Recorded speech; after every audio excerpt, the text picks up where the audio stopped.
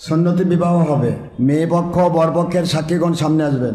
ইজাবের জন্য আমি যথেষ্ট, যেহেতু আমি ওই মেয়ের একরকম অভিভাবক, আমাকে উনি অভিভাবক হিসেবে জানেন এবং মুর্শিদ কিবলা হিসেবে তারা, যদিও আমার সাথে দেখা হয়নি কারো, কিন্তু আমাকে অন্যভাবে বাবার মতো সম্মান করে, সেই হিসেবে তার বাবার মধ্য দিয়ে আমরা ইজাব নেব। আর সুন্নাহ হচ্ছে, কোরআন সুন্নাহর পজিশন হচ্ছে মেয়ের বাবা অথবা মেয়ের সাথে যার বিবাহ হয় না, জায়েজ নেই, মুহরিম যে কোনো একজন পুরুষ মেয়ের কাছ থেকে ইজাব নিয়ে আসবে, একে উকিল বলা হয়। কি বলা হয় বাবারা? বলেন না কেন? উকিল। এই উকিল এসে বলবে যে আমার মেয়ে অমুক ছেলেকে কবুল করেছে, যথেষ্ট। মেয়েদের কাছে গিয়ে কোনো পুরুষ মেয়ের কণ্ঠের আওয়াজ শুনতে পারবে না, এটা শরীয়ত নয়। শরীয়তে মেয়েদের কণ্ঠের আওয়াজও পর্দা, এটাই আল্লাহ পাক কোরআন হাদিসে সিস্টেম করেছেন, যার কারণে কোনো মেয়ে আজান দিতে পারবে না। পৃথিবীর সব মুসলমান পুরুষ আজান দিবে, মহিলা কোনোদিন আজান দিতে কথা কয় না। কি হলো, খুব ক্ষুধা লাগছে? লাগে, খাবারটা দেওয়া হবে। বিয়া হচ্ছে, খাবার দেবো না? অলিমা তো আছেই, সুন্নতি অলিমা, খেজুর ফিক মারা হবে ইনশাআল্লাহ। বলেন আখির নবী সাল্লাল্লাহু আলাইহি সাল্লাম যেভাবে বিবাহ পড়িয়েছেন আমি ঠিক সেভাবে পড়াবো ইনশাআল্লাহ। সুন্নতি বিবাহ তো বাংলাদেশে হয় না, বাংলাদেশে হয় সব বেদাতি বিয়া। কনের মধ্যে সব পুরুষ ঢোকে, সাক্ষীরা ঢোকে, কয় বলেন কবুল, তারপর পুরুষরা শুনছে কিনা তাও কয় যে শুনছেন নাকি, কিন্তু যারা শুনলো ওরা কি ওই মেয়ের আপন পুরুষ না পর পুরুষ? বিবাহ সুন্নত, তরক করলো ফরজ, ফরজ তরকের কবিরা গুনাহ করে সুন্নত আদায় করলো।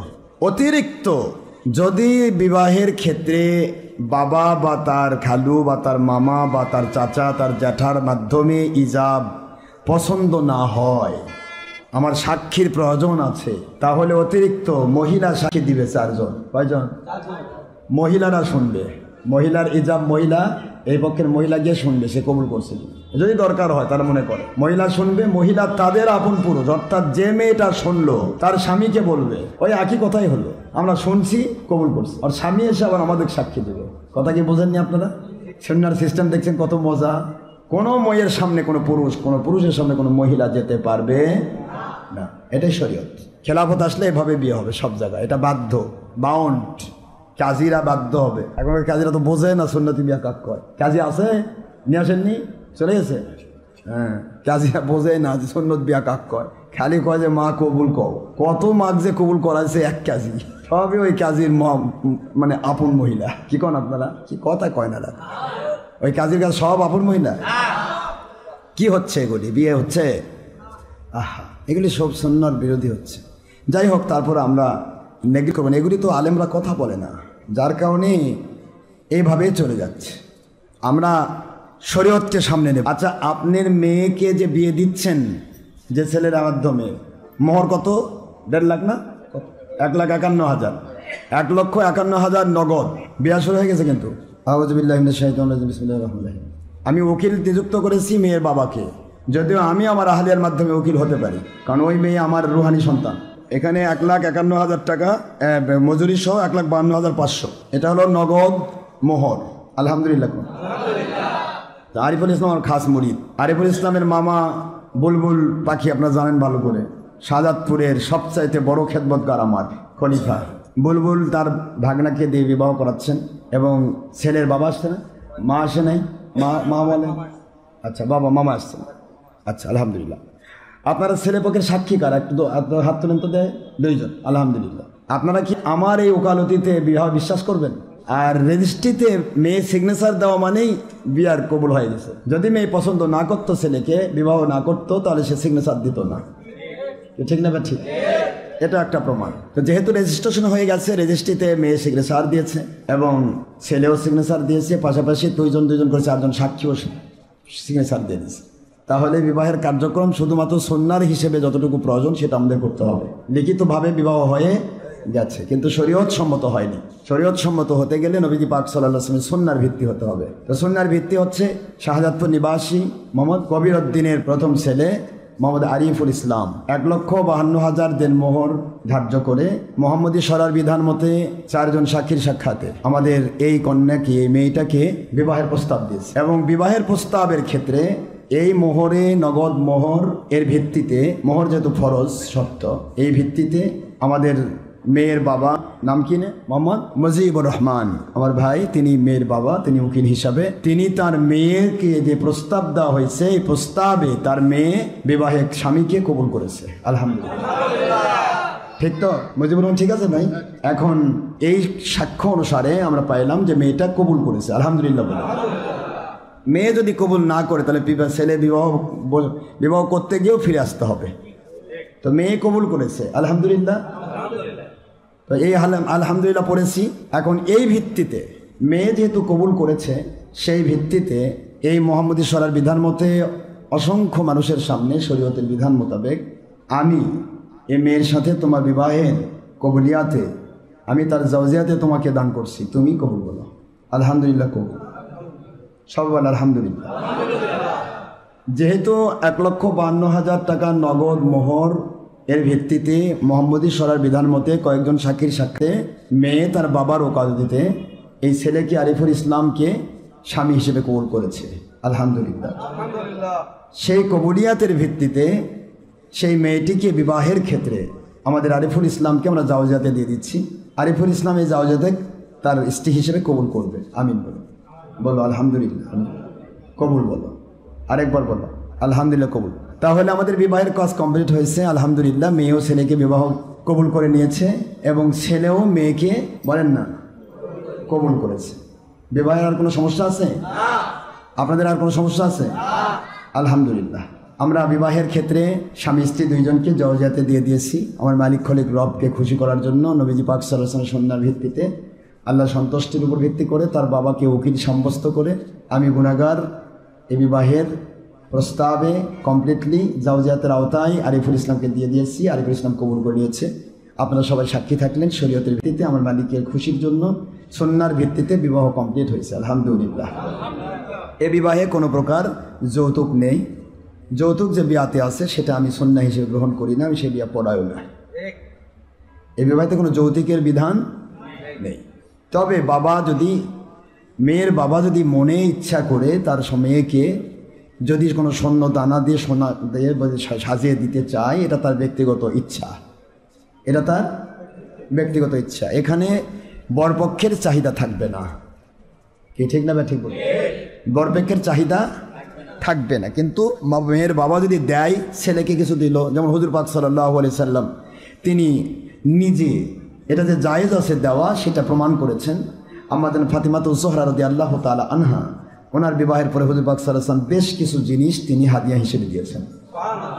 সেই হিসেবে মেয়ের বাবা মা যদি তার সন্তানকে হাদিয়া হিসেবে কিছু দেয়, এতে কারো কিছু সমস্যা থাকবে না।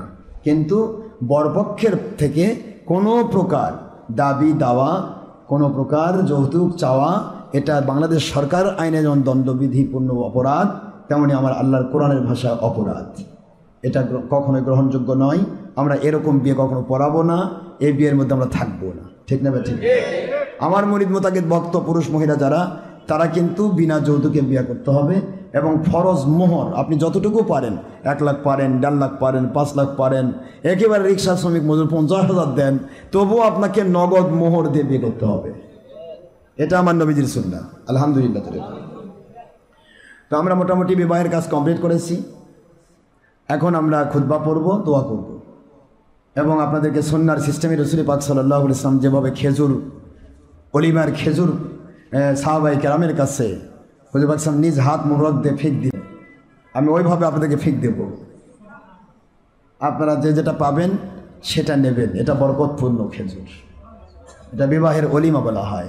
এরপরেও খাবারের ক্ষেত্রে ওনারা, যেহেতু আমি ইন্ডিয়াতে চলে যাব হয়তো এই ঈদের পরে, যার কারণে আমি তাড়াতাড়ি করে বললাম যে করে ফেলেন, তারপরে আপনারা নির্দিষ্ট সময়ে আয়োজন করেন। খাবারের অলিমার আয়োজন বরের বাড়িতে হতে পারে, মেয়ের বাড়িতে হতে পারে, সেখানে যারা যেটা ইচ্ছা করে করতে পারে।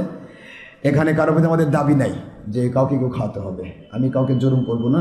অলিমা খাওয়ানো বরের পক্ষ থেকে এটা সুন্নাত, মেয়েদের পক্ষ থেকে অলিমা খাওয়ানো এটা কোনো প্রকার দায়িত্বের ভিতরে নেই। তারপরে কেউ খাওয়ালে ওই হাদিয়ার আওতায় পড়বে।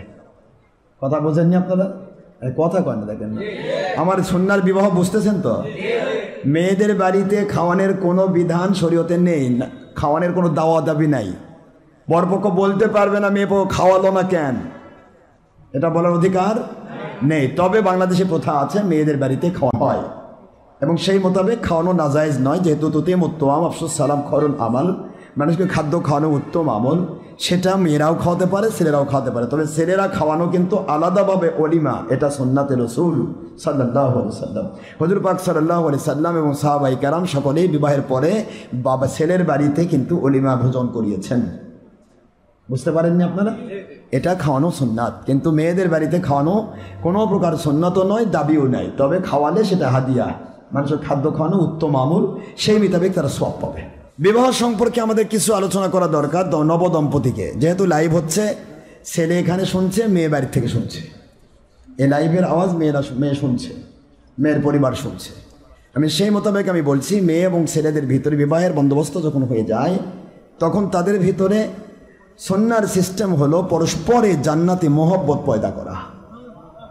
একজন আরেকজনকে, আমার নবীজিকে পছন্দ করে, নবী ভালোবাসার জন্য স্বামী স্ত্রী একজন আরেকজনকে ঠিক জান্নাতি মহব্বতের মতো মহব্বত সৃষ্টি করবে। তারা দুইজনকে এমন ভালোবাসবে যে এটা প্রশ্ন হবে যে আমি আমার আল্লাহ রসুলের সন্ন্যতের জন্য, আমার আল্লাহ রসুল যেহেতু মেয়েদেরকে ভালোবাসতেন, স্ত্রীকে ভালোবাসতেন, আর আখির নবী সাল্লাল্লাহু আলাইহি ওয়াসাল্লাম স্ত্রীগণ হুজুরকে ভালোবাসতেন, 100 শহীদের মর্যাদা সুন্নত, এবং এটা আমার অধিকার এবং দায়িত্ব দুইটাই।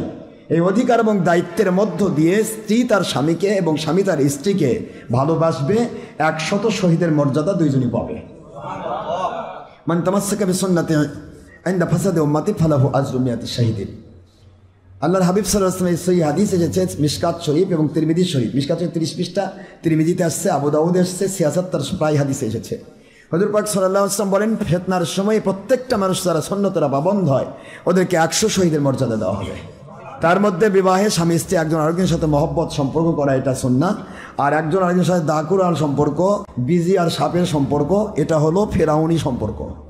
ফেরাউন আসিয়াকে ভালোবাসতো না, কারণ আসিয়া আলাইহিস সালাম হযরতে মুসা কালিমুল্লাহকে ভালোবাসতেন, মুসা আলাইহিস সালামের কাছে বায়াত হয়েছিলেন, যার কারণে ফেরাউন আর আসিয়ার মধ্যে দাকুরাল, বিজি আর সাপের সম্পর্ক ছিল, উজান ভাটি সম্পর্ক ছিল।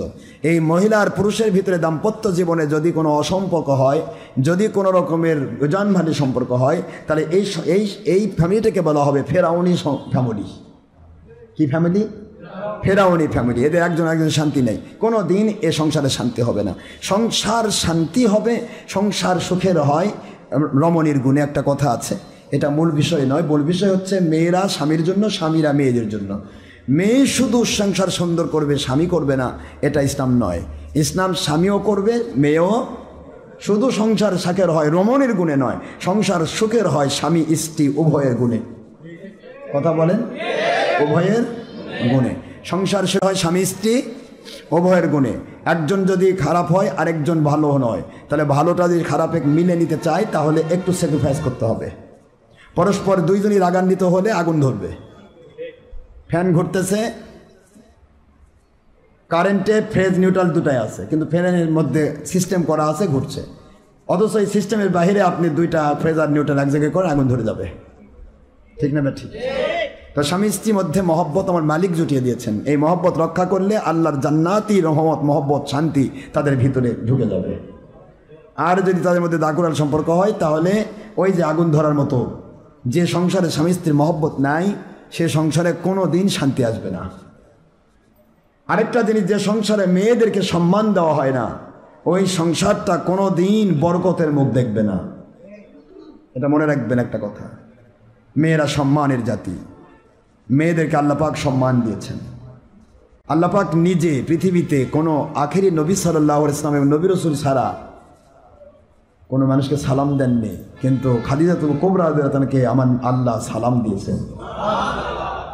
আমার কথা বুঝেননি? আমার মালিকের নামই সালাম। সেই সালাম তিনি সালাম পাঠিয়েছেন জিবরাইলের মাধ্যমে খাদিজাতুল কুবরার কাছে। মা জাতি যে কত সম্মানিত তার প্রমাণ আমার আল্লাহ দিয়েছেন। কই আপনাদেরকে তো কাউকে আল্লাহ সালাম দেয়নি।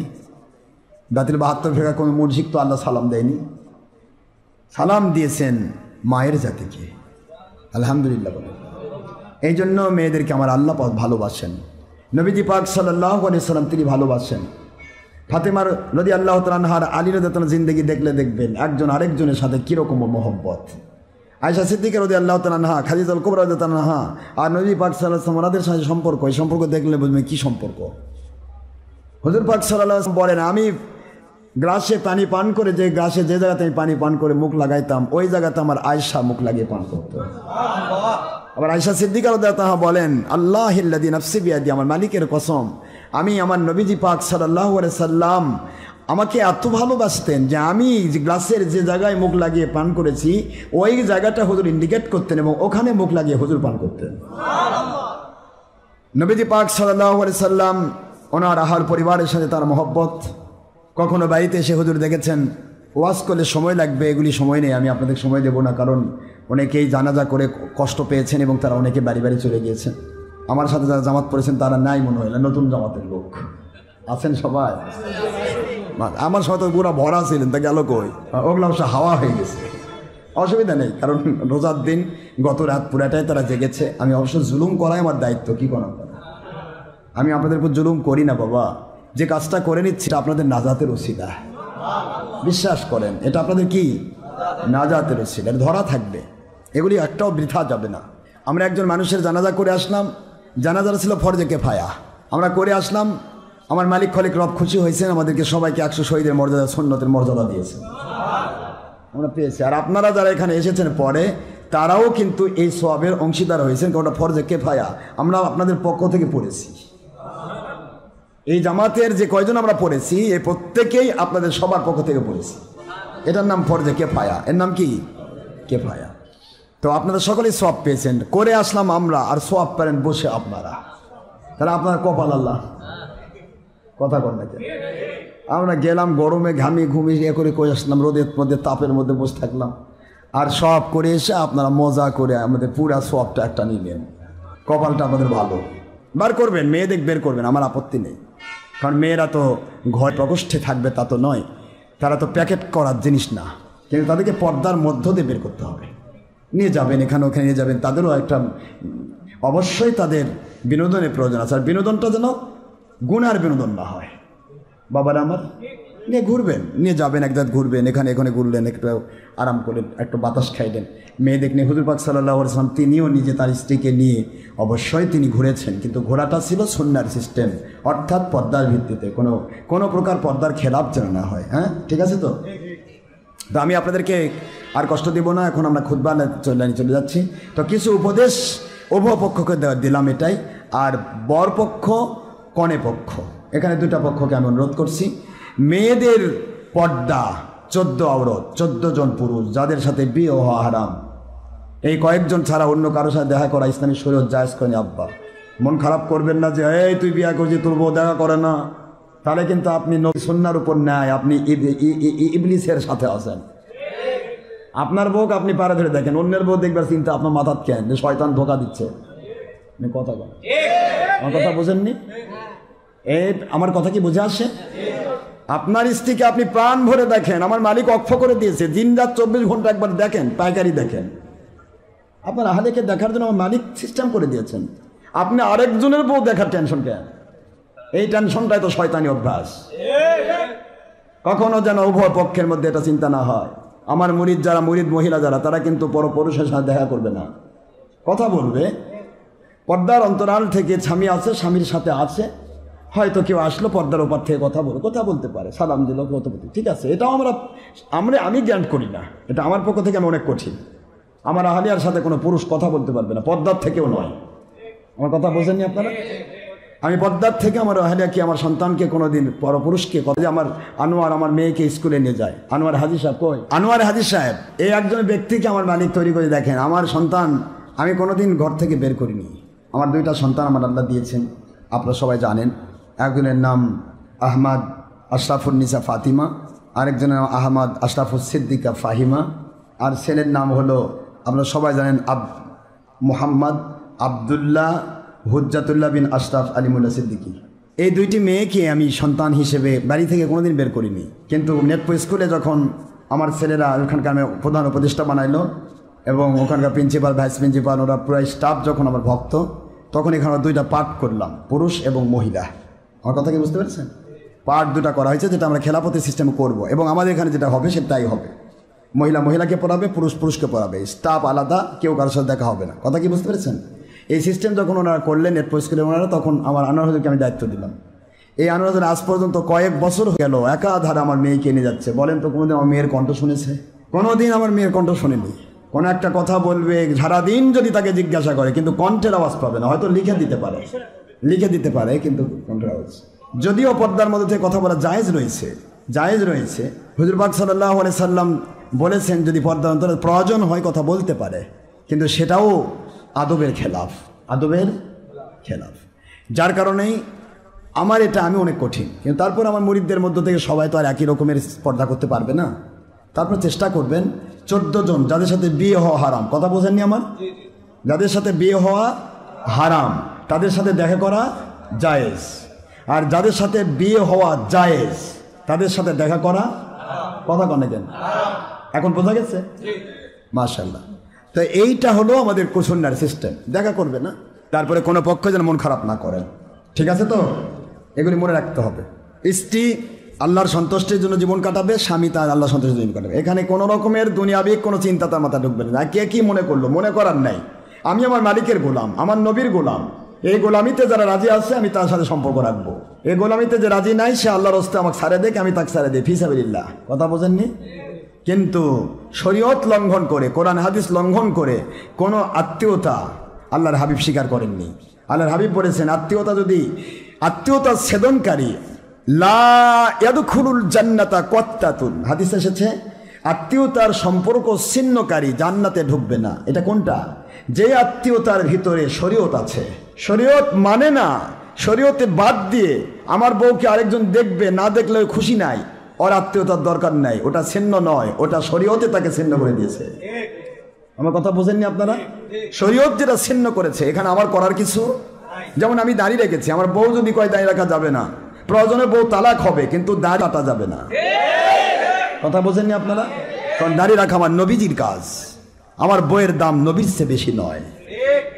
আবার আমার স্ত্রীর কাছে তার স্বামীও তাই। স্বামী যদি এমন কোনো অর্ডার করে যে অর্ডারটা আল্লাহ এবং রসুলের বিরোধী, এটা মানতে তার স্ত্রী বাধ্য নয়। কথা বোঝেননি আপনারা? এটা মানতে বাধ্য নয়। যদি মানে তাহলে তার কবিরা গুনাহ হবে। স্বামী যে গুনাহ করেছে ওই একই গুনাহ ওই সন্তান ওই মেয়েটার উপর বর্তাবে। আর যদি স্বামীকে ভালো করে বোঝাতে পারে, মেয়েরা ইচ্ছা করলে বোঝাতে পারে, যদি বুঝিয়ে দেয় দেখেন এটা শরীয়ত সম্মত নেই, দয়া করে আমাকে এর থেকে মাফ করেন, বুঝে নিতে পারে আলহামদুলিল্লাহ। বুঝে নিতে না পারলে ওই মেয়েটা যদি স্বামীর সাথে শিক্ষিত হয়ে আল্লাহ কোরআন রসুলের সুন্নাহর বিরুদ্ধে চলে যায়, তাহলে দুইজনে কবিরা গুনাহ হবে। এর জন্য একদিন না একদিন ওদেরকে ভোগান্তিতে পড়তে হবে, যা কিন্তু মিটানো সম্ভব হবে না। এই জন্য আল্লাহ এবং রসুলকে জলাঞ্জলি দিয়ে স্বামী স্ত্রীকে নয়, স্ত্রী স্বামীকে নয়, মা বাবা সন্তানকে নয়, সন্তান মা বাবাকে নয়, কখনো কেউ কাউকে খুশি করা যাবে না আল্লাহ এবং নবীকে অসন্তুষ্ট করে। লা তুল মাখলুকিন মাসিয়াতিল খালিক, ডাইরেক্ট কথা, আল্লাহ এবং রসুলকে অসন্তুষ্ট করে দুনিয়ার কোনো মানুষকে খুশি করা যাবে না। আল্লাহ এবং রসুলকে সন্তুষ্টির মধ্য দিয়ে সবাইকে খুশি রাখতে হবে। সুবহানাল্লাহ। এই খুশিতে যারা খুশি তারা আমার সম্পর্ক থাকবে, তারা আমার আত্মীয়তার মধ্যে থাকবে। এরপর যদি তার সাথে আমি আলাদাভাবে আমার নফসানিয়তের গোলামির কারণে সম্পর্ক নষ্ট করি, এইটাই হচ্ছে। যেমন আমি পর্দা করব, আমার স্ত্রী পর্দা করবে। এই যে আজকে যে মেয়েটাকে বিয়ে দিচ্ছে, মেয়েটা পর্দা করবে। এই পর্দাকে লক্ষ্য করে কেউ যদি এই ছেলেটার সাথে সম্পর্ক নষ্ট করে, দূর তোর বউয়ের সাথে দেখা করা যায় না, তোর সাথে আমার কি সম্পর্ক, এই ব্যক্তিটাই হলো লা ইয়াদখুলুল জান্নাতা কাত্তাতুন। ওই ব্যক্তি সে যে শরীয়ত সম্মত আত্মীয়তা ছিন্ন করলো, এটাই সে জান্নাতে যাবে না, জাহান্নামী। কথা বুঝে আসেনি আমার? আশা করি বুঝতে পেরেছেন। ওলট পালট করবেন না, উদুর পিন্ডি বুদুর ঘর চাপাবেন না। হায় রে এমন বউ করছিস রে, দেখাও হয় না, তারপরে ছিন্ন করলো। তুই তো আত্মীয়তার সম্পর্ক ছিন্ন করে ফেললি, আল্লাহ নবীর হাদিসই তো মানলি না, তুই তো আত্মীয়তার সম্পর্ক ছিন্ন করলি, আত্মীয়তার সম্পর্ক ছিন্ন করি তো জান্নাতে যাবে না। কি আল্লাহওয়ালা মায়ের কাছে মামির বাড়ি গপ্প করছে, এর কথা কন না। এই জন্য বলছি শরীয়তের ভিত্তিতে চলার পরেও যে ব্যক্তি তার সাথে সম্পর্ক রাখবে না, এটাই আত্মীয়তা সম্পর্ক ছিন্নকারী, জাহান্নামী।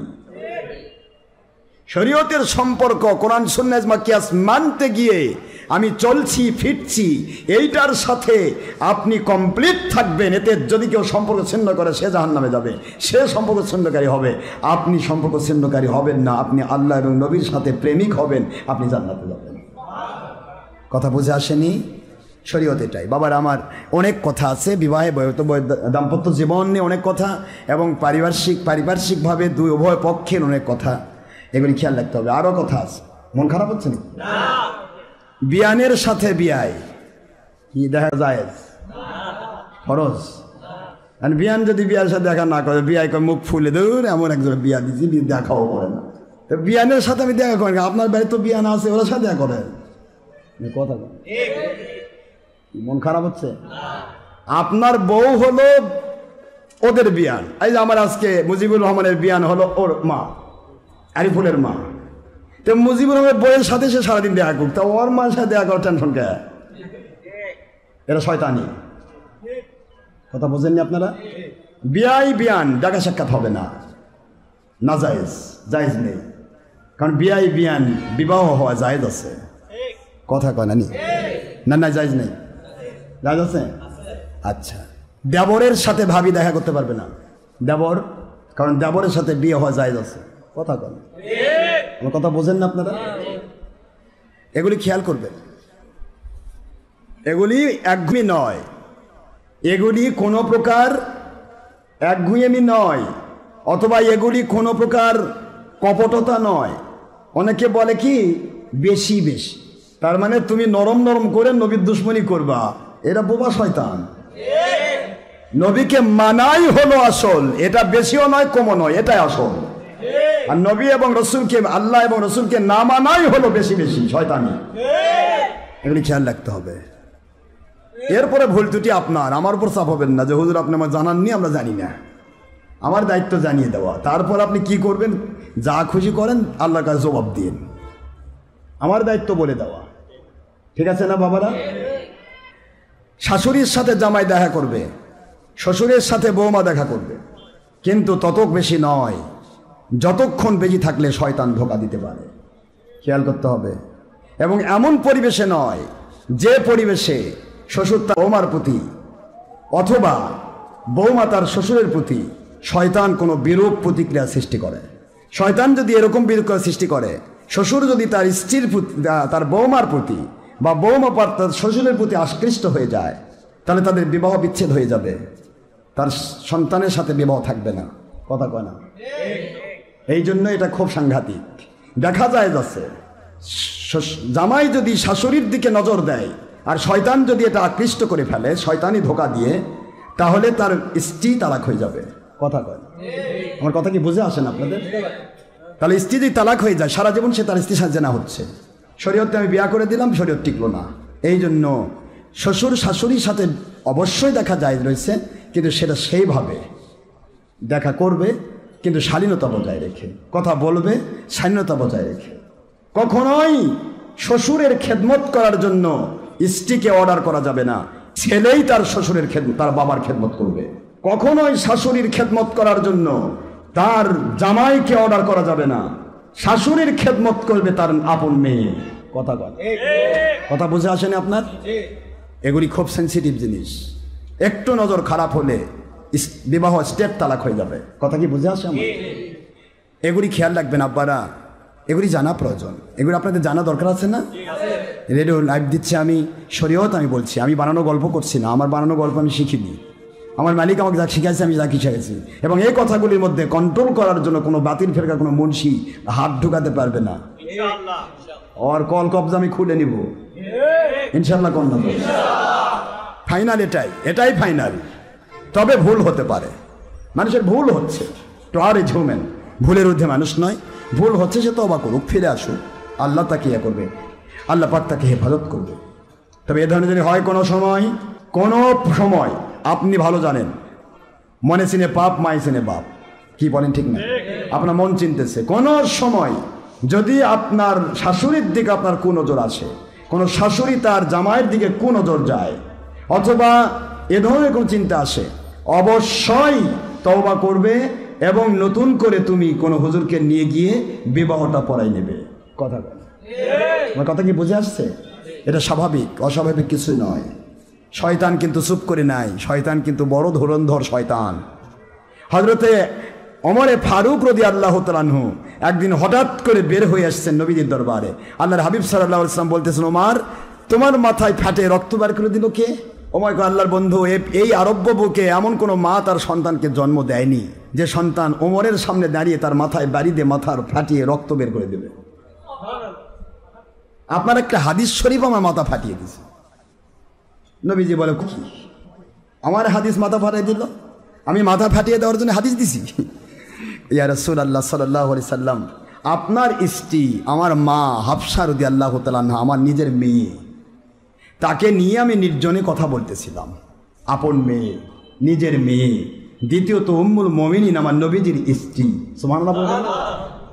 আপনার স্ত্রী আমার মা, আমার মেয়েকে নিয়ে আমি কথা বলছিলাম, লুব্ধদার কক্ষে কথা বলতেছি। ইত্যবসর আপনার একটা হাদিস মনে পড়ে গেল, কখনো কোনো মানুষ যদি পুরুষ আর মহিলা, যুবক যুবতী কোনো নির্জন কক্ষে গল্প করে, শয়তান তৃতীয় নম্বর হয়ে তাদের ভিতরে ধোঁকা দেয়। কথা বলছেননি আপনারা?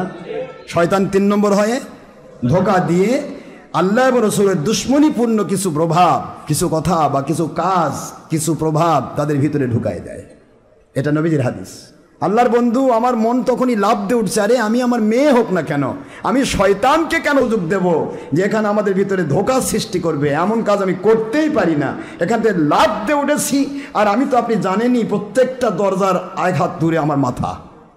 মানে আরব্য রাজ্যে যতগুলি দরজা ছিল প্রত্যেকটা দরজার 1 হাত ঊর্ধ্বে হযরত ওমরের মাথা ছিল। মানে লম্বা মানুষ, তো আমি তো খেয়াল করি না, আমি লম্বা, আমার দরজাও দেখিনি, হট করে আসছি, দিছে বাড়ি, দরজার সাথে বাড়ি খেয়েছি। নবীজি পাক সাল্লাল্লাহু আলাইহি ওয়াসাল্লাম বলেন, আপনার তাকওয়া আপনাকে জান্নাতি বানিয়ে দিয়েছে। নিজের মেয়ের সাথে কথা বলা, মেয়ের সাথে দেখা করা, মেয়ের সাথে সব করা, মেয়ের খেদমত নেওয়া সব জায়েজ। তারপরে নির্জনে এমন পরিবেশে যুবক বাবার যুবতী মেয়ে, এমনভাবে যুবতী বোন আর যুবক ভাই এমনভাবে গল্প করা, এমন নির্জনে গল্প করা জায়েজ নেই। তা প্রমাণ করলেন হযরতে ওমরে ফারুক রাদিয়াল্লাহু তাআলা আনহু। এর থেকে আপনারা বুঝতে পারছেন শয়তানকে ধোঁকা দেওয়ার সুযোগ আমরা কখন রাখবো না, ইনশাআল্লাহ বলেন। তারপরে ভুল ত্রুটি হবে, তারপরেও ভুল ত্রুটি হবেই। ভুল ত্রুটি হয়ে যায়, মাফ চাইবেন, ক্ষমার পথে আসবেন।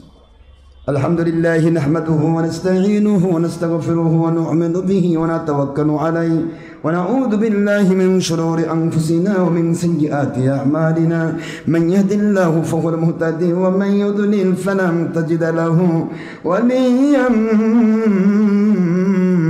মুরশিদা।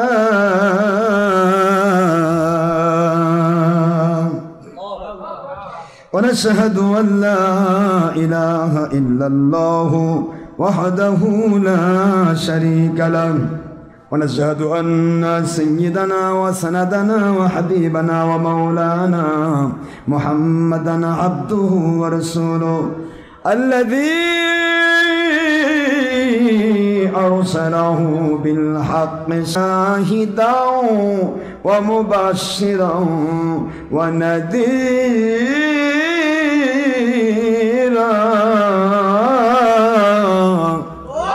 وداعيا إلى الله بإذنه وسراجا وشمسا ونورا وقمرا منيرا.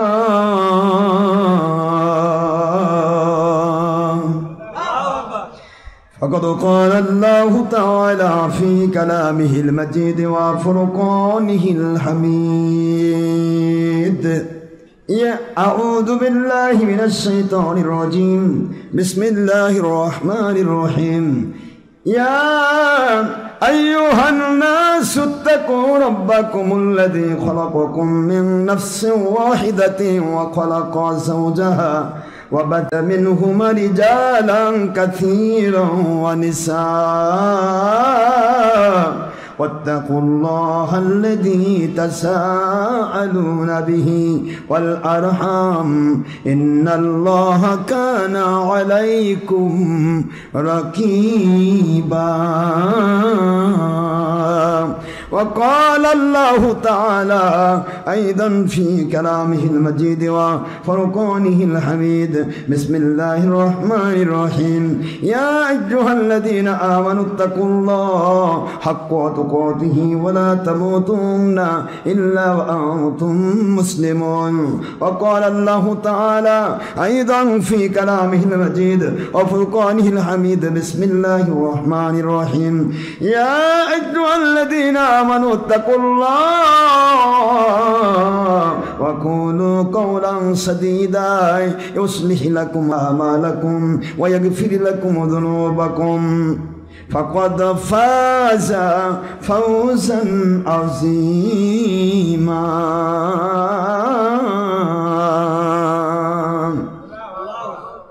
عن أبي هريرة رضي الله تعالى عنه قال قال رسول الله صلى الله عليه وسلم النكاح سنتي فمن رغب عن سنتي فليس مني أو كما قال رسول الله صلى الله عليه وسلم. وفي رواية أخرى في مشكات ترمذي أبو داود بذل مجهود وغير ذلك 50 كتابا صحيحا عن أبي هريرة رضي الله تعالى عنه قال قال رسول الله صلى الله عليه وسلم من تمسك بسنتي عند فساد أمتي فله أجر 100 شهيدين وكما قال رسول الله صلى الله عليه وسلم. وفي رواية أخرى في مشكات مركات الظلمات عن أبي هريرة رضي الله تعالى عنه قال قال رسول الله صلى الله عليه وسلم من أحب سنتي فقد أحبني ومن أحبني كان معي في الجنة.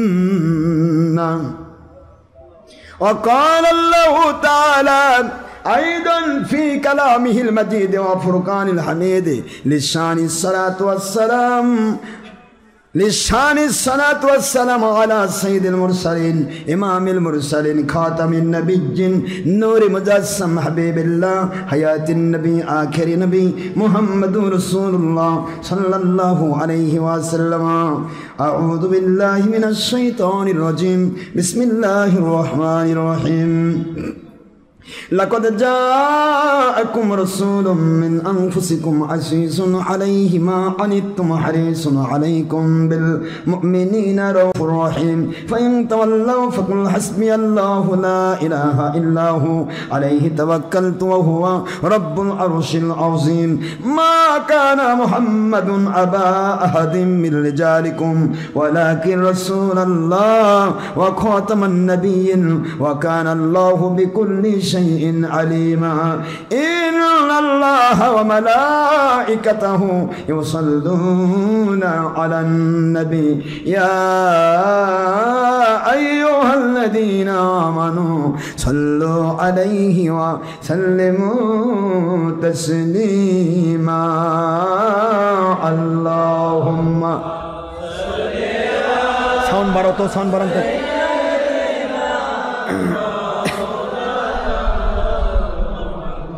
وعلى آل سيدنا اللهم صل على سيدنا مولانا محمد وعلى آل سيدنا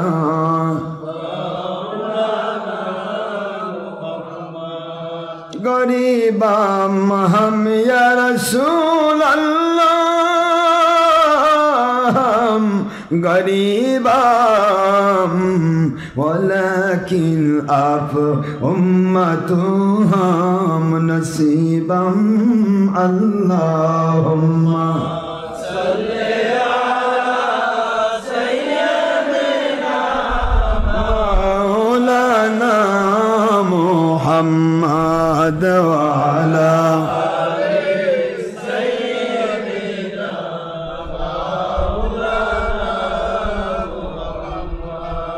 आखिरी नबीजीर उम्मत होए আমরা কত ভাগ্যবান আখেরি নবীজির উম্মত হয়ে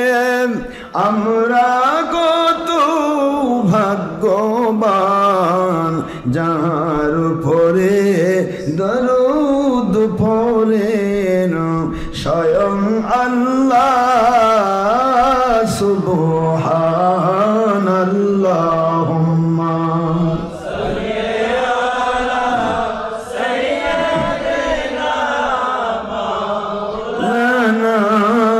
মুহাম্মদ আলা আলি সাইয়্যিদিনা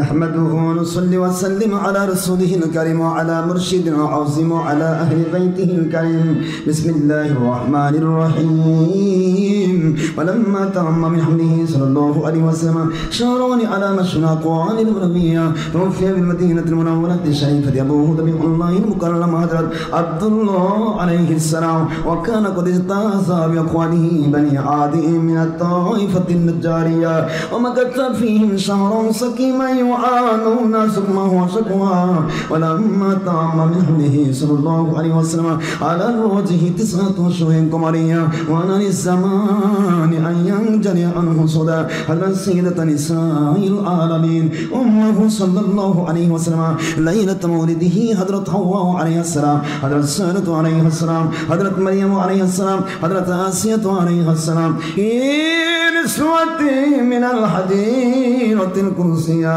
وأخوذها المخاض فولدت سيد المرسلين إمام المرسلين خاتم النبيين والنور المجسم حبيب الله حياة النبي آخر نبي محمد رسول الله صلى الله عليه وسلم نور يتلا لو سنا صلى الله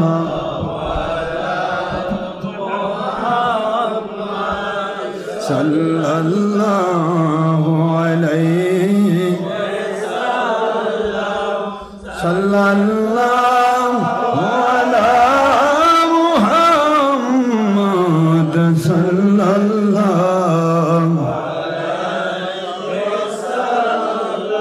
يا نبي سلام عليك يا رسول يا حبيب سلام عليك صلوات الله نبي جي গো মায়ার নবীজি আপনি তো মদিনা হইতে সব কিছুই পারেন আল্লাহ রহমতে দেখিতে সূরা আহজাবের 45 আয়াত এবং অসংখ্য সহিহ হাদিস প্রমাণ করে ইয়া হাবিব রওজা হইতে সব কিছুই পারেন দেখিতে আমাদের লাশ কবরে রাখিলে নেন গো নবীজি সুপারিশ করে ইয়া নবী সালাম আলাইকা ইয়া রাসূল সালাম আলাইকা ইয়া হাবিব সালাম আলাইকা সালাম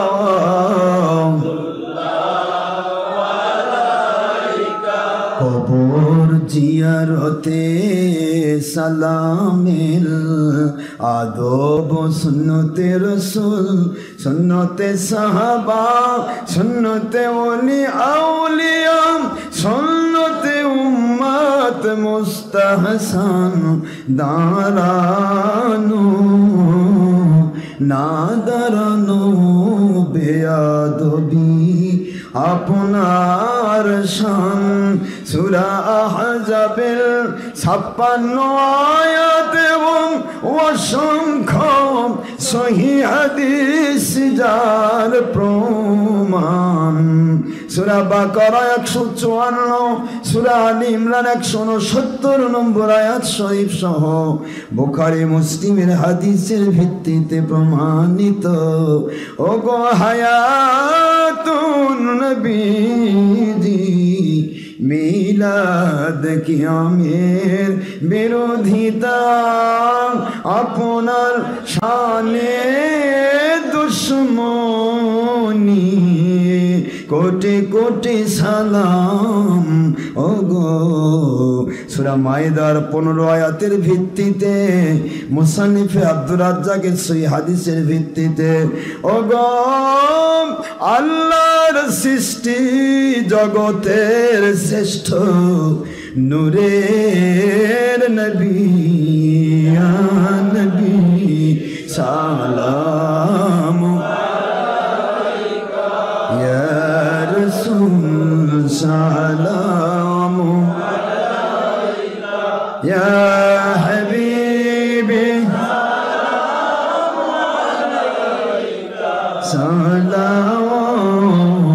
সালাওয়াতুল্লাহ। ওগো প্রাণের নবী দরুদ ও সালাম নিন আমাদের সকল মুর্শিদ কিবলা ওনাদের দরুদ ও সালাম নিন সকল ওলি আউলিয়া ও সকল মুরিদ মুতাকিদ ওলি আউলিয়া পীর মাশায়েখের দরুদ ও সালাম নিন আপনার সুন্নাহর এই পবিত্র নিকাহ বিবাহের এই মাহফিলের দরুদ ও সালাম নিন সারা জগতের আমার পুরুষ মহিলা জিনসান মুরিদ মুতাকিদ ভক্ত কুলের দরুদ ও সালাম নিন হকের দাওয়াত সিদ্দিকিয়া দরবার সুন্নতি জামে মসজিদের এই জুমাতুল বিদার মিলাদ মাহফিলের দরুদ ও সালাম নিন ওলি আউলিয়াদের ইসলাম প্রচার ভূমি এই বাংলার আমরা তো আপনার উম্মত গুনাহগার ইয়া নবী সালাম আলাইকা ইয়া রাসূল সালাম আলাইকা ইয়া হাবিবি সালাম আলাইকা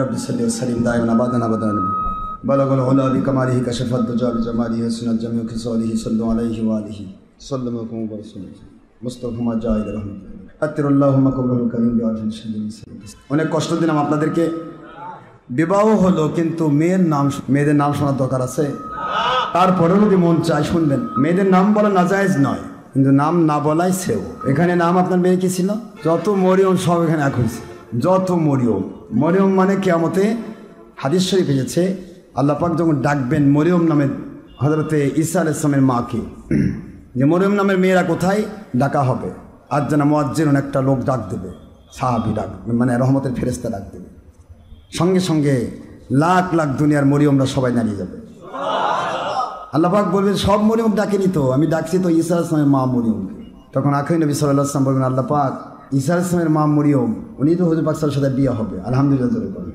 কথা কয় না দেখেন তো আল্লাহ পাকের কাছে বলবেন আল্লাহ পাক আমার উম্মতের মহিলা যাদেরকে মরিয়ম নাম দেওয়া হয়েছে ঈসা আলাইহিস সালামের মা মরিয়মের নামের ওসিলায় আপনি তাদেরকে মাফ করে দেন সুবহানাল্লাহ নবীজি পাক সাল্লাল্লাহু আলাইহি ওয়াসাল্লামের এই সুপারিশ কবুল করা হবে সকল মরিয়ম নামে মেয়েরা জান্নাতি হয়ে যাবে সুবহানাল্লাহ খালি খারেজিও হবে না হলে হয় কথা বলেননি বাতিল ফেরকা হলে চলবে না ঈমান থাকা লাগবে নবী প্রেম থাকা লাগবে কথা বোঝেননি বাবারা সর্বমূল্যে একটা কথায় এক না থাকলে কোটি জিরোর দাম দেয় এক আছে একটা জিরোই 10 বানাই দিবে আরেক জিরো 100 বানাই দেবে এক আছে, জিরো নাই, তবু একের দাম আছে, ঠিক না? ঠিক। কিন্তু জিরো থাকলে বাড়বে, কিন্তু যদি একই না থাকলে 500 কোটি জিরোর দাম নেই। এই একই কথায় যত বাতিল 72-এর ওই একটা জিনিসই নেই, সব আছে, কিন্তু নবী প্রেম ইমান ওইটাই নাই, ওটা নাই। কথা বলছেন না কেন? এই জন্য এটা সত্য। তো যাই হোক, মরিয়ম, এই মেয়ের নাম হলো আহমদ মরিয়ম। প্রত্যেকটা মেয়েদের নামে কি হবে? আহমদ। হ্যাঁ, মনে রাখবেন, আহমদ মরিয়ম মমি। বাপের নাম তো শুনলেন, মুজিবুর রহমান। আর শোনা লাগবে, গায়ের নামও শুনবেন, নাংলু। হ্যাঁ, নাংলু না? হ্যাঁ, লাংলু মধ্যপাড়া শুনছেন তো নাকি? আবার বাইরে যা করেন যে হুজুর বিয়া শুনলাম, কিন্তু কনের নাম শুনলাম না। এরা কোন দুনিয়ায় বিয়া পড়ালো?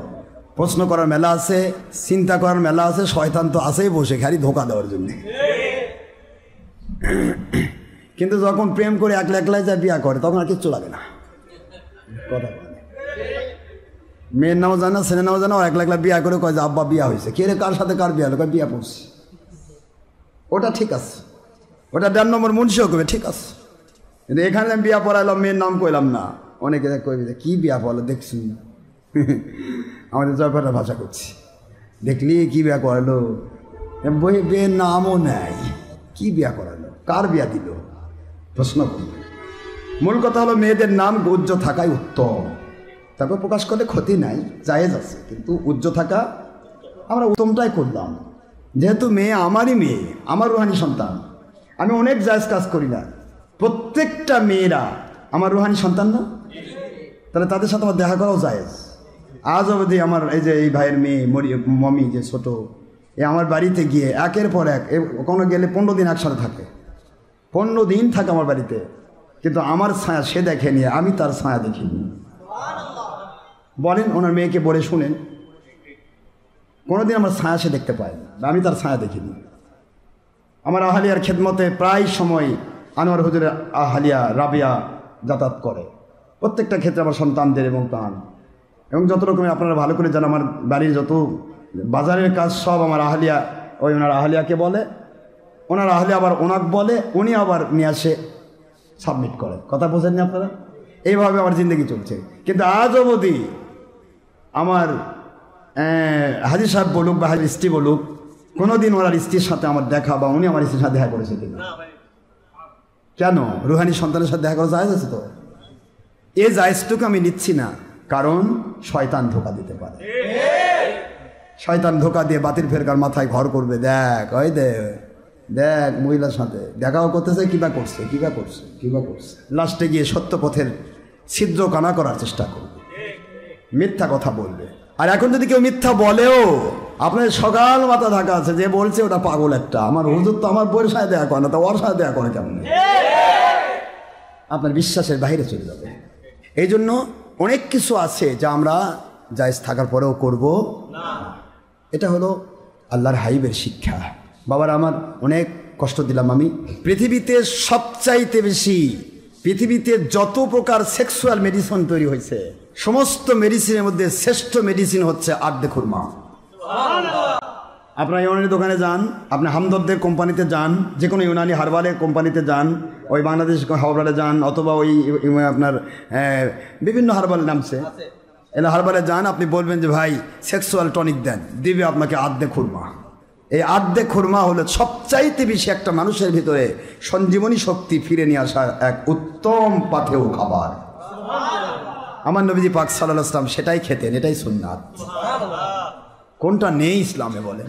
খুরমা, খেজুর এমন একটা জিনিস, এটা যখন মানুষ দুধের সাথে মিক্সার করে খায়, মধুর সাথে মিক্সার করে খায়, তার ভিতরের প্রত্যেকটা স্নায়ুকে সবল করে দেয়, তার শিরা উপশিরাগুলোকে সতেজ করে দেয়, প্রত্যেক ডিপার্টমেন্ট তার আলাদাভাবে মজবুত হয়ে যায়। এটা আমার বানানো গল্প নয়, নবীজির সুন্নাহ। এই জন্য হুজুর পাক সাল্লাল্লাহু আলাইহি ওয়াসাল্লাম খেজুরের হালুয়া খাইতেন। এই সেই হালুয়া যেটা আজও বাংলাদেশের ইউনানি হার্বাল মেডিসিন পাওয়া যায়। দেখবেন আপনাকে 1 কেজি, হাফ কেজি একটা ডিব্বা দিয়ে দেবে হার্বাল। কি ভাই, এটা হালুয়া। কিসের হালুয়া? আদ্দে খুরমা হালুয়া। বুঝতে পারেননি আপনারা?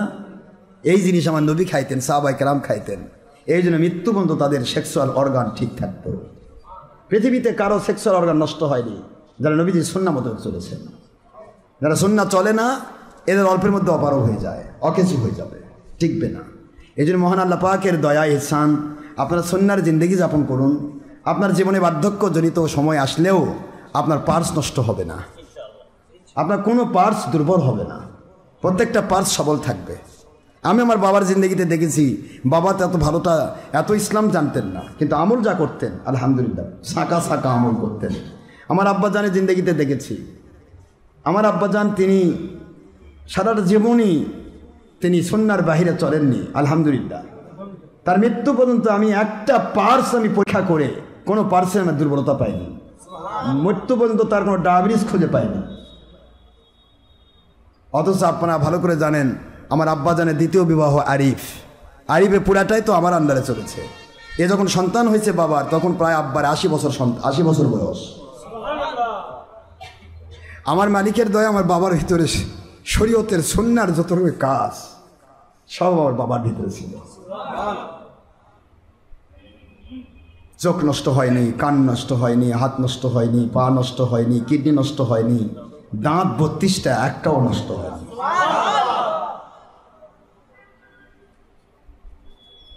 এই জন্য আপনারা সুন্নাহর সিস্টেমে চলবেন, দেখবেন আল্লাহ পাক আপনাকে ভালো রাখবেন। রোজা রাখার চেষ্টা করবেন বেশি বেশি, খাবেন কম, ঘুমাবেন কম, ঘুমাতে হবে, খেতে হবে, সেটা পরিমিত। যারা পরিশ্রম বেশি করেন, যে পরিমাণ ক্যালোরি ব্যয় হচ্ছে ঠিক সে পরিমাণ অবশ্যই খাবেন। ক্যালোরি ব্যয় হচ্ছে না, খালি খাচ্ছেন আর ঢুকাচ্ছেন, স্টমাক কয় আল্লাহ রাখবো কোথায়, ওই জন্য মেদ হয়ে যায়। কথা কন না কেন? ওই যে কোলেস্ট্রল বেড়ে যায়, ওই জন্য ডায়াবেটিক্স বেড়ে যায়, হাই প্রেশার হয়ে যায়। এই জন্য আপনার ক্যালোরি যত ব্যয় হচ্ছে, শ্রমিক যারা তারা আবার খাবার নষ্ট করে, তারা অবশ্যই খাবে। প্রচুর পানি খাবেন, পানি যেন মিস না থাকে। পানি আপনার জিন্দগিতে আপনার পুরা শরীরটাকে সতেজ করবে। পানি এর মধ্যে আমার আল্লাহ পাক একটা আলাদা গুণ দিয়েছেন। এই পানিটা এমন একটি জিনিস, কিছুই যদি একটা মানুষ না খায়, শুধু পানি পান করে, 10 দিন সে মিনিমাম বেঁচে থাকবে। কয়দিন? 10 দিন পৃথিবীর কোনো খাবার খায়নি, শুধু পানি খাবে, এতে তার পুরা শরীর 10 দিন সতেজ থাকবে। এই পানির ভিতরে আল্লাহ পাক এত কিছু রেখেছেন। এই জন্য পানি প্রচুর খাবেন, পানি প্রচুর খাবেন, কিডনি ইফেক্ট হবে না, আপনার জীবনে অনেক কিছুতে আপনি শান্তি পাবেন। এই যে যাদের খাওজানি হয়, চুলকানি হয়, কথা বলেন, অ্যালার্জি হয় না, পানি কম খায়, খবর দেখেন পানি কম খায়। পানি কন্টিনিউ আপনার প্রতিদিন ভিতরে কমের পক্ষে যে পরিমাণ আপনি পেশাব করবেন, 2 লিটার পরিমাণ পেশাব আপনার প্রতিদিন করতে হবে, এই পরিমাণ পানি খেতে হবে। এটা ডাক্তারি থিওরি, মেডিকেল থিওরি। আপনার শরীরকে সতেজ রাখার জন্য প্রতিদিন আপনাকে মিনিমাম 2 লিটার পেশাব করতে হবে। এই 2 লিটার পেশাব হওয়া পর্যন্ত পানি আপনার পান করতে হবে। কতগুলো পান করতে হবে বোঝেন? সারাদিনের মধ্যে পেশাব করেছেন 1 পোয়া, পানি তো খাননি। এখন এই পানি খাননি যে 1 পোয়া পানি পেশাব আপনি পেশাব করলেন, ড্রেনের মধ্যে যদি ময়লা জমে থাকে, পানি দিয়ে না ধুয়ে দিলে দুর্গন্ধ হয় না? পরে যা ড্রেন বন্ধ হয়ে যায় না? কথা কয় না দেখেন। আর যে ড্রেনে সবসময় পানি যায়, পানি দিয়ে পরিষ্কার করেন, ওতে কোনোদিন পানি আটকার সুযোগ আছে? কোনোদিন ময়লা সমাজের সুযোগ আছে? আপনার পুরা শরীরে ড্রেন চলতেছে মুসলমান, আপনার পুরা শরীরটাই ড্রেন, কোনোটা রক্তের ড্রেন, কোনোটা পানির ড্রেন, এগুলি ড্রেনিং করা আছে, ড্রেনেজ করা আছে। রক্তের ড্রেনকে বলা হয় শিরা উপশিরা, আর পানিরকে বলা হয় কিডনি হলো পানিরকে কন্ট্রোল করে আপনার ভালো পানিগুলি উপরের দিকে সব জায়গায় সাবমিট করে, আর মন্দ পানিগুলি পেশাবের মাধ্যমে পেশ করে। এই জন্য পানি পান করবেন, আপনার ভিতরের ড্রেনেজগুলি ক্লিয়ার থাকবে, কোনো দিন আপনি অসুস্থ হবেন না। পানি পান করবেন, খেজুর, পানি।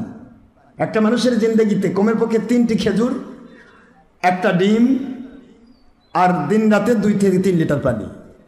এই ব্যক্তির কোনোদিন ক্যালোরির অভাব হবে না। গোস্ত খাক, মাছ খাক, না খাক, কিছু খেলো না খাইলো, কোনো টেনশন নাই। 3টি খেজুর, বলেন না, 3টা খেজুর, 1টি ডিম, 3 লিটার পানি, এটা এই ব্যক্তিকে 24 ঘন্টা সুস্থ রাখবে।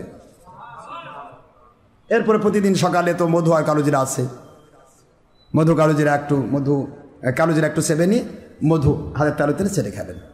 মৃত্যু রোগ ছাড়া কোনো রোগ আপনাকে কাবু করতে পারবে না, বুখারী শরীফের হাদিস। এগুলো খেয়াল রাখবেন। বাবার আমার বৈবাহিক জিন্দগিতে অনেক কথা আছে, সবচেয়ে বড় কথা মেয়েদের ব্যাপারে বলছি। বৌমা যদি তার শাশুড়িকে মায়ের মতো না দেখে, শ্বশুর শাশুড়িকে মা বাবার স্থান না দেয়, ওই সংসারে কোনোদিন শান্তি হবে না। আর শ্বশুর শাশুড়ি যদি বৌমাকে তার মেয়ের সম্মান না দেয়, মেয়ের স্নেহ না দেয়, ওই সংসারে কোনোদিন শান্তি হবে না। মনে রাখবেন, এটা হলো নবীজির সুন্নাহ। বৌমা অবশ্যই তার শ্বশুর শাশুড়িকে মা বাবার মতো শ্রদ্ধা করবে, আর শ্বশুর শাশুড়ি তার মেয়েকে যেমন শ্রদ্ধা করে স্নেহ করে, তার এই বৌমাকে সেরকম স্নেহ করবে। আমার মালিকের কাছে সে 100 শহীদের মর্যাদা, সুন্নতের মর্যাদা হবে। এগুলি খেয়াল রাখবেন, প্রত্যেকটা জিনিস খেয়াল রাখা উচিত। আর স্ত্রীর হক স্বামী, স্বামীর হক স্ত্রী আদায় করবেন। বিদায় হজে হুজুর বলেছেন, সাবধান স্ত্রীগণ তোমাদের দাসী নয়। খুব খেয়াল করে শোনেন, নবীজি সাল্লাল্লাহু আলাইহি ওয়াসাল্লামের বাণী, সাবধান স্ত্রীগণ তোমাদের দাসী নন, তারা তোমাদের পোশাক, তোমরা তাদের পোশাক। তোমরা যা খাবে সেই মানের খাবার তাদেরকে খাওয়াবে, তোমরা যে মানের কাপড় পরবে সেই মানের কাপড় বা তার চাইতে দামি কাপড় তাদেরকে পরাবে। মেয়েদেরকে যে সম্মান দেয় না, ও জাতি কোনোদিন টিকে থাকবে না, ধ্বংস হয়ে যাবে। পৃথিবীর যে জাতি মেয়েকে সম্মান দেয়নি, সে জাতি পৃথিবীর টিকে থাকেনি। মেয়েদের সম্মানই হলো জাতি টিকে রাখার লক্ষ্য। তবে মেয়েদেরকে পর্দানশীলা বানাতে হবে, বেহায়া বানানো যাবে না। কথা কয় না, বেহায়া বানানো যাবে না। পর্দানশীলা মেয়ে আল্লাহর রহমত নাজিলের ওসিলা, বেহায়া মহিলা আল্লাহর গজব নাজিলের ওসিলা। যেটা ভাল লাগে করেন। কথা কয় না, আপনাকে চেষ্টা করতে হবে। আমার সোনামণি আম্মাজান, মা বোন, মেয়েরা, আমার যারা ভক্ত মহিলা, আমি আপনাদের অনুরোধ করব, স্বামীর সাথে দুর্ব্যবহার করবেন না। স্বামীর সাথে দুর্ব্যবহার করে সে কখন আমার মুরিদ দাবি করে কিয়ামতে আমার কাছে গ্রহণযোগ্য হবেন না, আমি গ্রহণ করব না। মালিকের কাছে বলবো, আল্লাহ এই মহিলা আমার নবীকে মানে নাই, স্বামীকে মানে নাই, এর দরকার নেই আমার। কোন পুরুষ তার স্ত্রীর সাথে দুর্ব্যবহার করে কিয়ামতে আমার কাছে আশ্রয় পাবেন না। আমি মালিককে বলবো, আল্লাহ আমার নবীজি সুন্নাহ যে মানে নাই, এটা আমার মুরিদ হতে পারে না। কথা কি বুঝতে পেরেছেন? মা বাবার হক নষ্টকারী সন্তান সাবধান। এতদিন হয়েছে, ভুল করেছেন, তওবা করুন। মা বাবার পা ধরে ক্ষমা চান। বেঁচে আছে পা ধরে ক্ষমা চান, বেঁচে নাই প্রতিদিন কবরস্থান জিয়ারত করেন, মা বাবার নামে দান করতে থাকেন। ওই মা বাবা কবর থেকে দোয়া করবে, আল্লাহ আমার সন্তানকে মাফ করে দিছি। মা বাবার নাফরমান সন্তান কাবা ঘরে ইমামতি করে মরলেও সে জাহান্নামে যাবে, সে বাঁচবে না। নাফরমান মা বাবার নাফরমানের শবে বরাত কবুল হয় না, শবে কদর কবুল হয় না। এই জন্য খুবই খেয়াল করবে। মা বাবার অবাধ্য নাফরমান সন্তান আর সন্তানের হক নষ্টকারী বাবা, কিয়ামতে আমি মুরিদ হিসেবে গ্রহণ করব না। দুনিয়াতে থাকতে পারেন, আমার আপত্তি নাই, আসা যাওয়া করেন। কোন ওসিলায় কাকে আল্লাহ পাক হেদায়েত করবে, মাফ করবে, মালিক ভালো জানেন। আমি তাকে বঞ্চিত করতে চাই না। তবে কিয়ামতে যদি প্রমাণিত হয় আপনি মা বাবার নাফরমান, আমি আপনাকে গ্রহণ করতে পারবো না। কারণ আমি আমার মালিকের কাছে, মালিক এবং নবীজির বিরুদ্ধে যারা কাজের রত, আমি তাদের নিয়ে কখনো সংসার করব না। কথা করছেন না কেন? আপনারা সবাই তো আমার ফ্যামিলির অন্তর্ভুক্ত। কথা কর না কেন?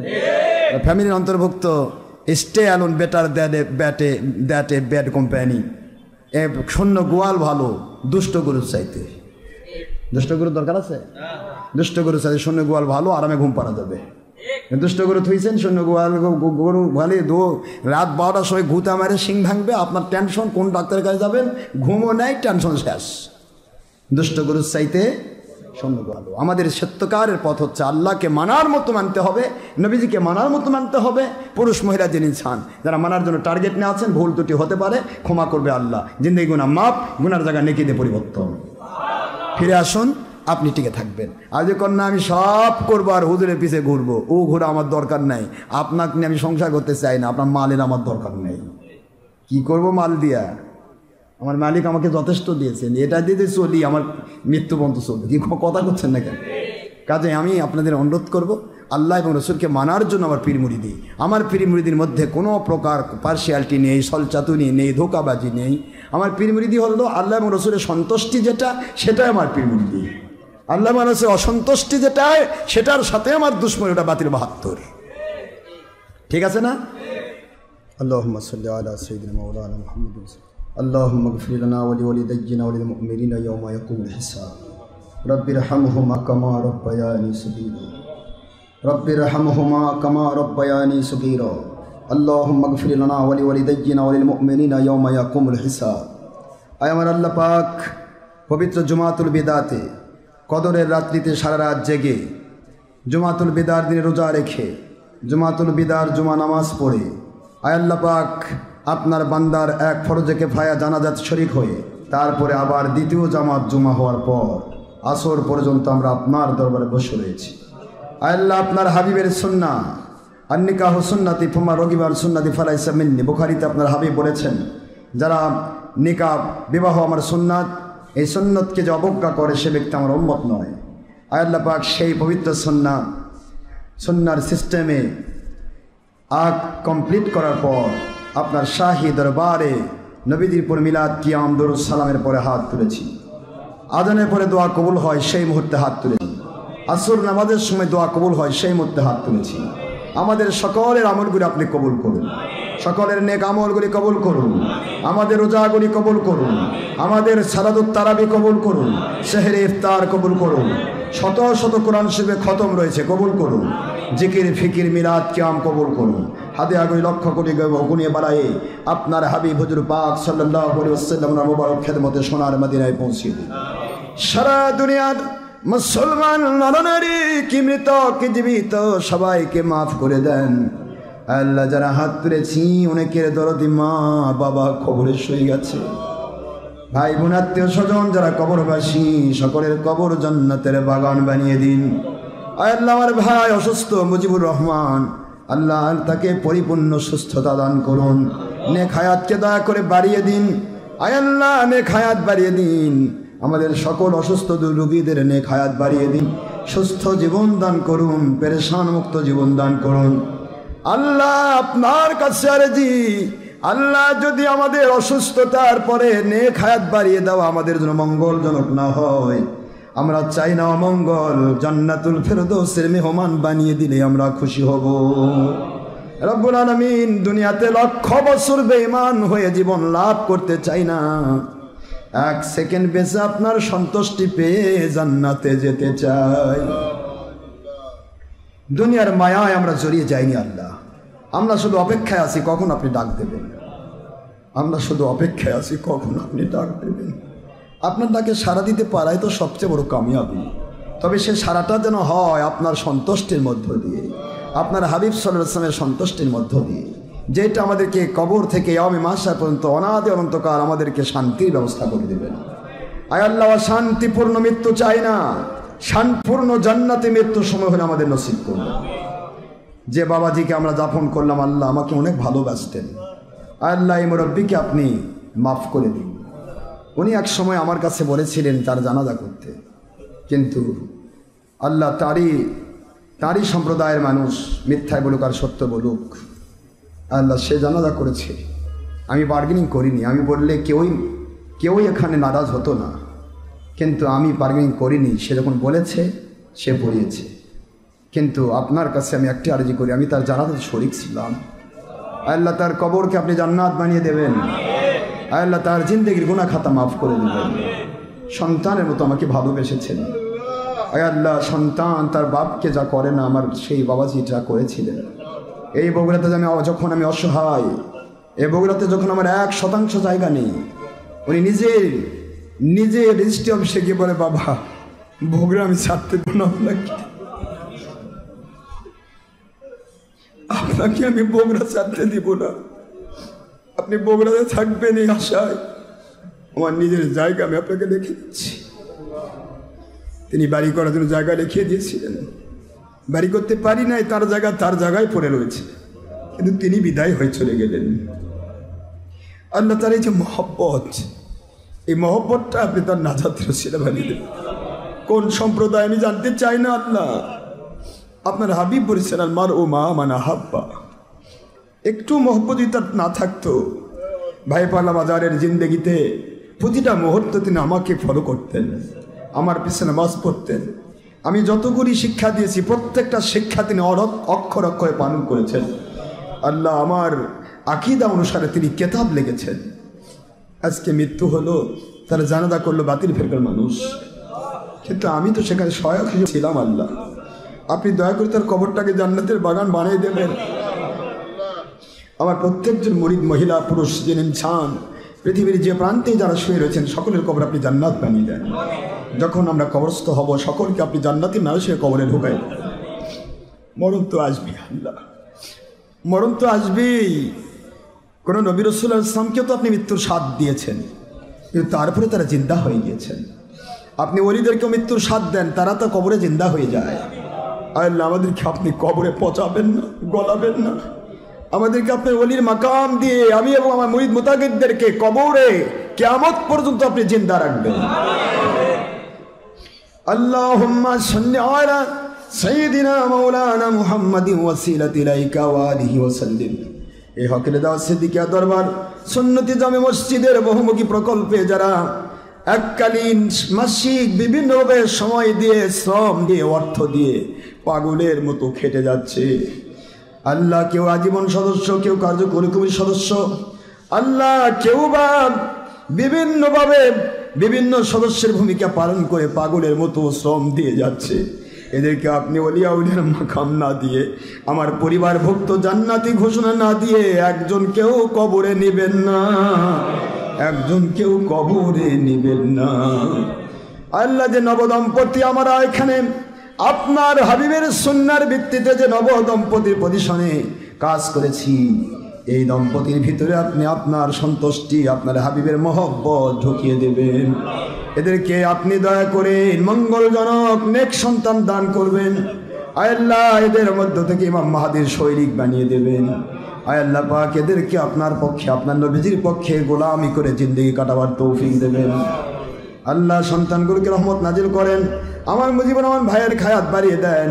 আয় আল্লাহ, এখানে যারা যেখানে বরপক্ষ কয়পক্ষে আছে সবাইকে আপনি রহমত করেন, সকলকে আপনি শান্তিপূর্ণ গায়বী মদতপূর্ণ রিজকুন কাইমের ব্যবস্থা করে দেন। আল্লাহুম্মা সাল্লি আলা সাইয়্যিদিনা মাওলানা মুহাম্মাদিন ওয়াসিলাতি ইলাইকা ওয়া আলিহি ওয়া সাল্লিম। সুবহানা রাব্বিকা রাব্বিল ইজ্জাতি আম্মা ইয়াসিফুন ওয়া সালামুন আলাল মুরসালিন ওয়ালহামদুলিল্লাহি রাব্বিল আলামিন। আমিন। শেষ পরিসরে একটি দোয়া করি, আল্লাহ এই হকের দাওয়াত সিদ্দিকিয়া দরবারকে কিয়ামত পর্যন্ত আপনি মিশিয়ে দেবেন না, কিয়ামত পর্যন্ত হকের সাক্ষী হিসেবে দাঁড়িয়ে রাখবেন, বংশ পরম্পরা হকের সাক্ষী হিসেবে দাঁড়িয়ে রাখবেন, বংশ পরম্পরায় দয়া করে হকের কেন্দ্র হিসেবে কবুল করে নেবে। واجعل آخر كلامنا التوحيد والرسالة عند الموت لا إله إلا الله محمد رسول الله صلى الله عليه وسلم.